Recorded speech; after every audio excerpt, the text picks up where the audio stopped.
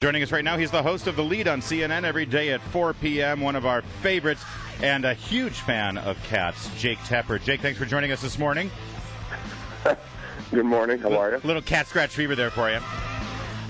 Jake, let's talk about the NSA. First of all, a remarkable back and forth you had with Edward Snowden. He did a open chat on the internet yesterday, and he was fielding questions via Twitter. Tell me about your exchange that you had with him. Well, I mean, it came after the Attorney General said that if Snowden pleaded guilty, he would be willing to talk to Snowden's attorneys about getting him back to the States. So Snowden was taking questions on Twitter, and so I asked him about that offer from the Attorney General, and I also just asked, under what conditions would you return to the U.S.? And I was very happy he picked my question to answer. Basically, he said that he would love to come back to the U.S., but it's not going to happen. It's not possible, he said, because there aren't whistleblower protections for contractors, which is what he was when he worked for the NSA. And because there were not these protections and he was being tried under a law that was more than a century old, unless Congress were to act to change and allow whistleblower protections, he wouldn't come back. So it was insightful. It's the first time I've ever heard him say he isn't coming back to the United States, so that was definitely interesting. However, you just alluded to the fact that some of your reporters at CNN have some understanding from the Justice Department that they would be interested in talking to Snowden's lawyers and working out some sort of arrangement, but is there any idea of what kind of arrangement that would be? No, I mean, they're keeping it pretty vague right now. Obviously, they say they've taken clemency and the pardon off the table, which I don't think Snowden is asking for anyway. But the question, I guess, is, would Snowden, is there some deal that can be worked out where the documents he gave would no longer be published? In other words, do all these publications, do all these newspapers who have been printing these revelations, did they get a whole pack of them? Or did they get one after the other, and Snowden is giving them out in drips and drabs? Is it worth it to the government of the United States to, if it's the latter situation, to stop that leaking from going on in exchange for some form of a promise that he would not be prosecuted to the full extent of the law, or that certain things would be taken off the table in terms of his prosecution? Well, some have suggested that if there were to be a trial of Edward Snowden, that it would be a national security nightmare. Because remember, there's a lot of stuff that he apparently has taken that he's never made public. But if you get into a trial situation, that stuff might come into the public domain.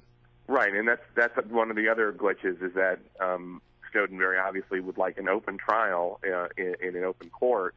And I don't think the U.S. government would be willing to do that, as you suggest, that there's just too many secrets that they don't want out.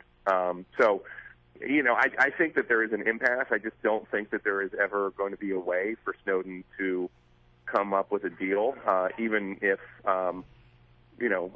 many Americans think that he has done a service to the public in bringing these programs forward, even if, the president's own Privacy Board came out and suggested that the bulk metadata collection should stop, that it's not legal.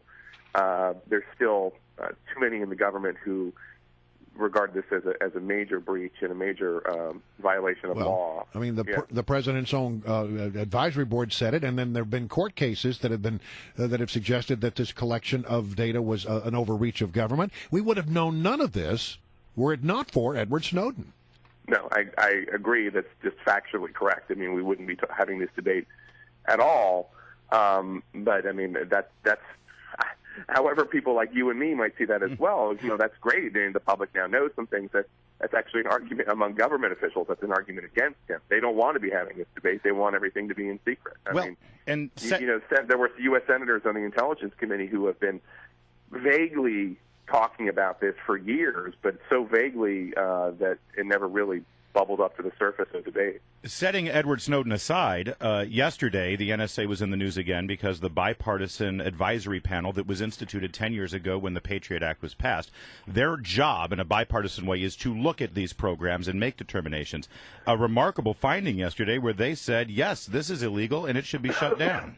Yeah, and it's not the first, and it won't be the last of these organizations, of these panels and boards to say that the bulk collection, that there are questions about its legality, and also there are questions about its efficacy. I mean, that's one of the things that the NSA doesn't like to discuss, which is how efficient is this? Yeah. It's that whole thing about they're looking for information. It's a needle in the haystack. Is the solution to increase the size of the haystack? I mean, do you need all of Brian and Larry's metadata for the last 30 years? Does that data need to exist? Well, Brian's maybe. He's had a hell of a 3 decades, I got to say.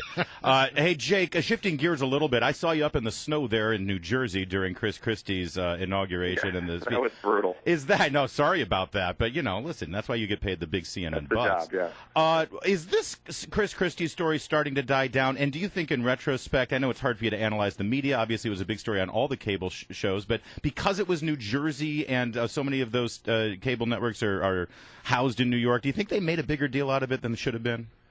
I think it has less to do with New Jersey than it does to do with the fact that Chris Christie has been a compelling presence on the political scene and has been until recently the front runner, according to polls, very early out, of course, but still for the Republican presidential nomination. I think that's entirely what it is. The fact that it's in New Jersey helps. It's a lot cheaper to cover than if you have to send somebody to Idaho. And yet, Jake, I'm sorry for interrupting you, but I mean, yes, he is a front runner, but he gave a 2-hour press conference on this bridge closing. You've covered the Benghazi story from day one. Hillary Clinton, right, the front runner for the Democrats, has never given a press conference on Benghazi.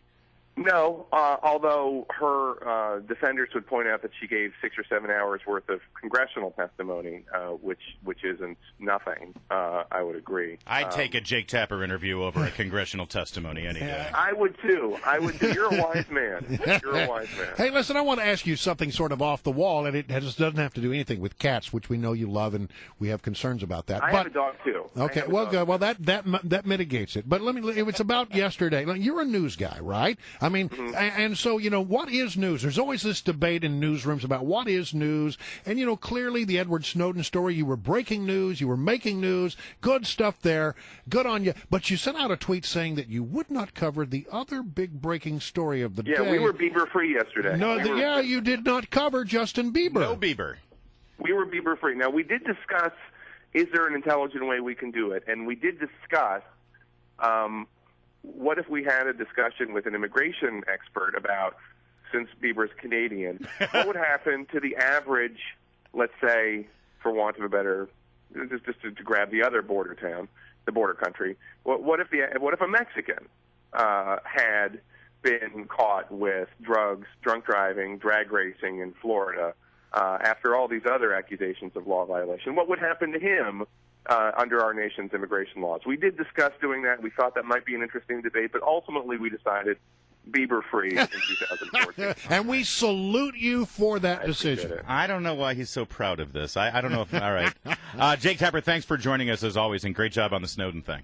Thanks. I'll say one other thing about Bieber. Yeah. I can't even make a joke. I don't know the titles of his songs. There are no puns for me to make. I'm so old and clueless I don't even know. I'll tell you, the best thing I saw yesterday was a side-by-side comparison of him and Miley Cyrus. They may be the same person. That is true. I've never seen them in the same place at the same time. Thank God we've never seen him twerk. Thank you, Jake Tapper.